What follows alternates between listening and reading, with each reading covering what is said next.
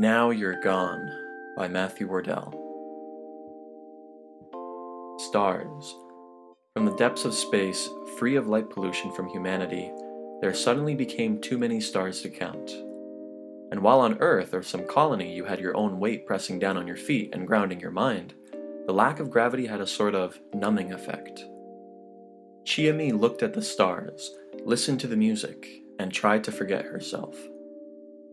The stars were so bright, and they seemed to be getting thicker and moving towards her. They were moving towards her and moving erratically, swirling, now falling, falling. Chiami felt her forehead pressed against something cold, the passenger window, of her family's land speeder. She was in Nebraska. She must have fallen asleep while watching the blizzard slide across the flat, snow-blanketed fields. "Are we there yet?" she heard herself say, like it was some kind of road trip film. Her mother was driving. "Close-ish." Chiami looked at her mother. Her hair was dark and curly, pulled up in a messy bun that was perpetually coming undone and getting messier. Her little round glasses were sliding down her little round nose. They were both dressed in thick parkas. Expensive, but they'd been early Christmas gifts to each other, as they put it. Chiami felt very, very sad, like she suddenly longed for something but forgot what. Not that she necessarily had to feel happy, but she knew for certain she was feeling the wrong emotion right now. Nobody would feel like this on Christmas. She knew she should have commented on the blizzard, on the potential danger of their flying through the dead of night instead of staying at a motel, and about how Grandma would be angry if they turned up in all this snow. She asked instead, "Mom, why did you stop painting?" Her mother reeled back in her seat like she tasted something sour. She opened her mouth to speak. "And I know," Chiami cut in, "you had to make sacrifices to raise us, but we're okay now, right? Money-wise and all." Her mother exhaled. "Sometimes we have to prioritize things. You were just more important than some silly paintings, and that's no sacrifice. Not to me, at least." Chiami knew her mother would say that. Exactly that, even if the whole conversation felt off script somehow. "But if you could, if you didn't have to worry about anything else, maybe now, maybe." The speeder lurched in the wind and dipped along the top of a snowbank below. It pulled back up, but not without making a nasty scraping noise that amplified in the cabin. Chiami's heart raced momentarily. Her mother sighed relief. "I mean," Chiami continued, "if the single does well, if my music career really takes off, I could help out. Her mother laughed. "No, please. Listen, I changed your diapers for long enough. I won't stand to see you change mine." There was a long wind whipping the side of the speeder. "Mom," Chiami said, "do you enjoy painting?" A beat. Then, "I enjoy it as soon as the piece is finished, yes. Everything felt like my best work. That was one of my favorite things, but it never really lasted all that long. There was no destination, just checkpoints. And the journey was so tough, so draining, and it keeps going.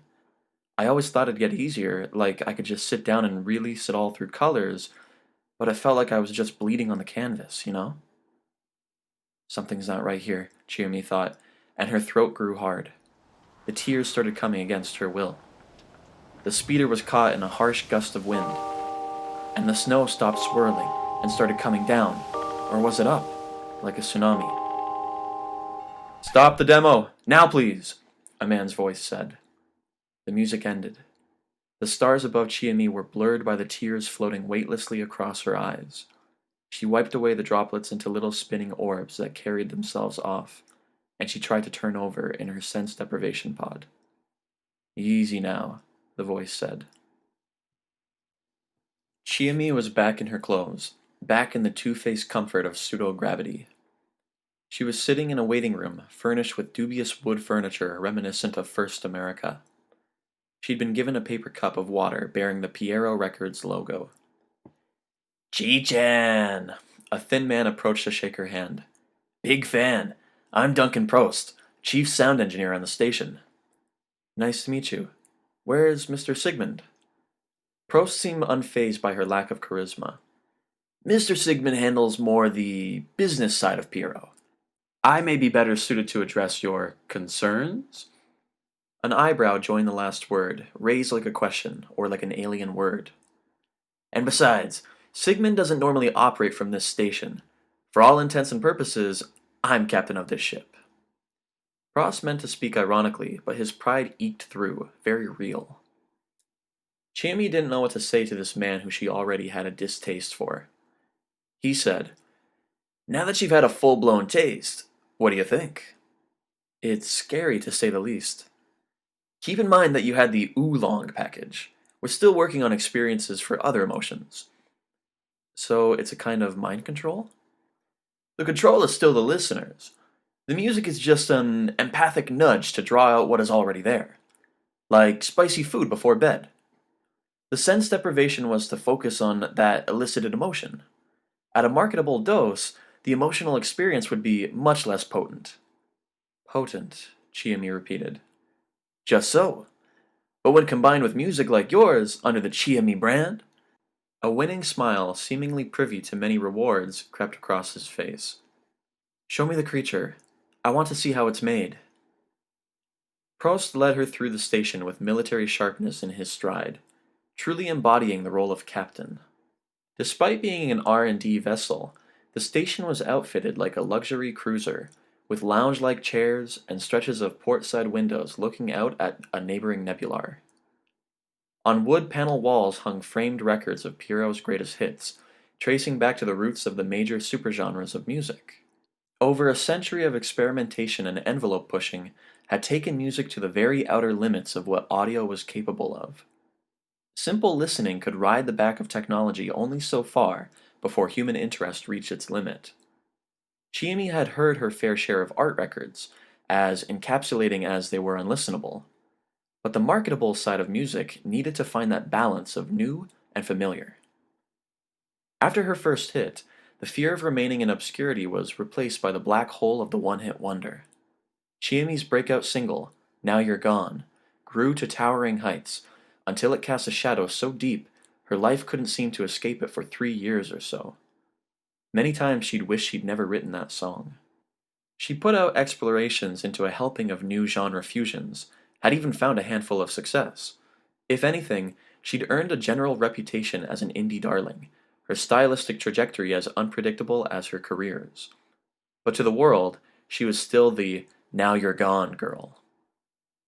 "You'll have to wear these." Prost handed her a heavy set of headphones that matched those draped around his neck. "If things get to be too much, these are noise canceling. Protection." They were at a thick metal door, devoid of the warmth so meticulously evoked from the rest of the station. A dimmed sign read, "Recording."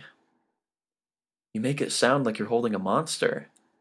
"Powerful, yes. Monstrous, no." Prost smiled. "You've undoubtedly seen the pictures." She had. Every human probably had. The door opened. The room was donut-shaped, or like a circular amphitheater. The audience was an inconspicuous mix of producers, biologists, and every other curious mind with enough money to station themselves at everything from mixing tables to a myriad of complicated-looking lab machinery. Center stage was the star of the show, the alien creature who lacked any conclusive scientific name.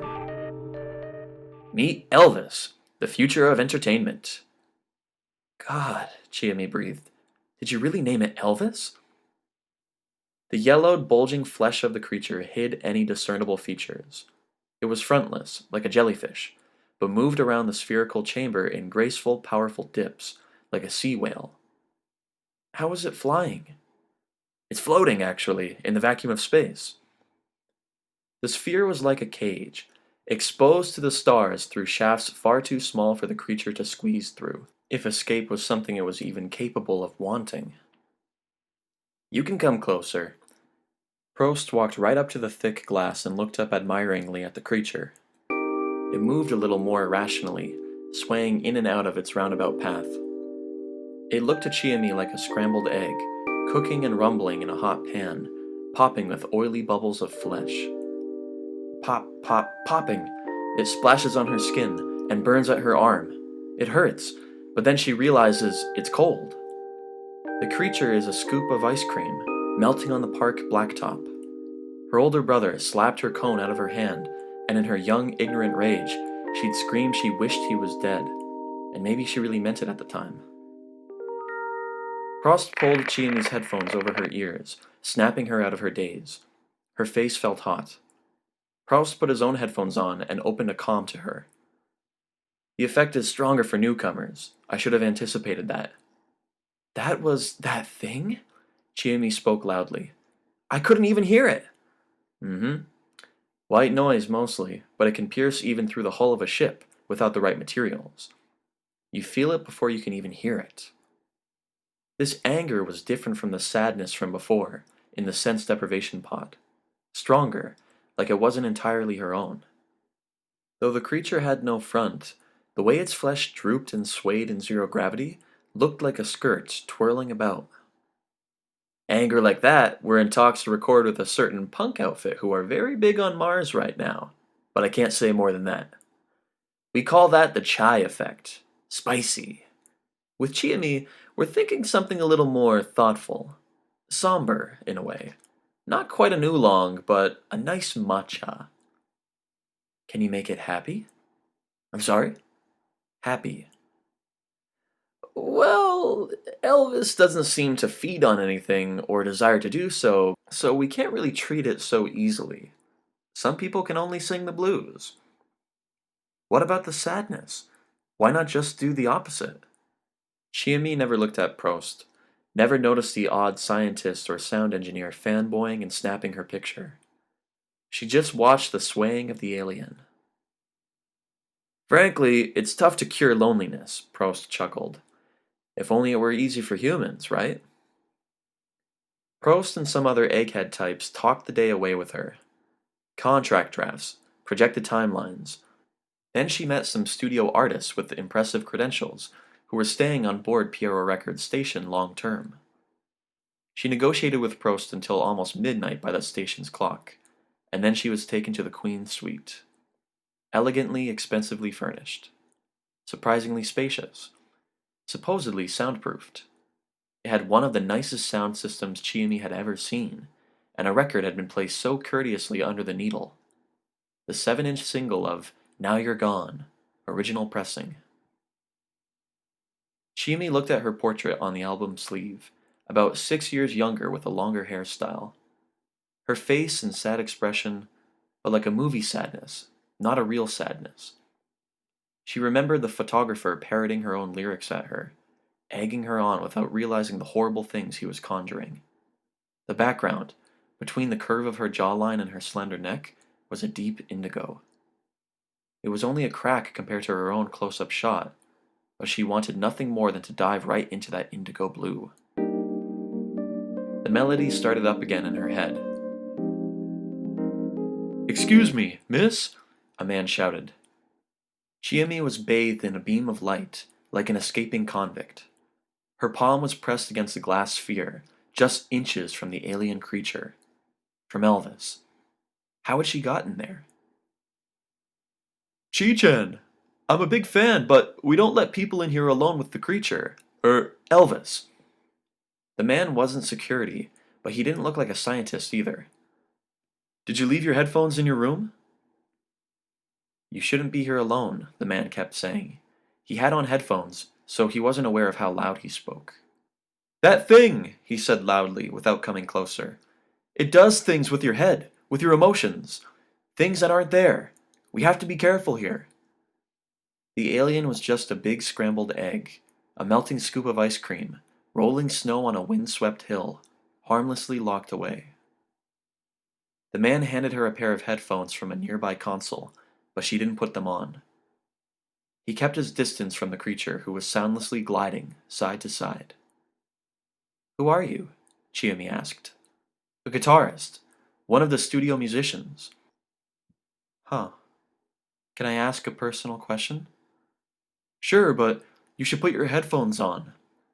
"Do you enjoy playing the guitar? Like, all the time?" "Of course," he replied instantly. "Even when I was learning, getting the calluses on my fingers and all that. Of course, some parts feel better than others. You're lucky. She didn't mean anything unkind. Well, I'm still more than a guitar player. Now will you please put on your headphones, please? Listening to the voice of the guitarist, Chiemi wanted nothing more than to pass through the glass of the sphere and be with the lonely alien. But she was very conscious of the fact that doing such a thing would be impossible.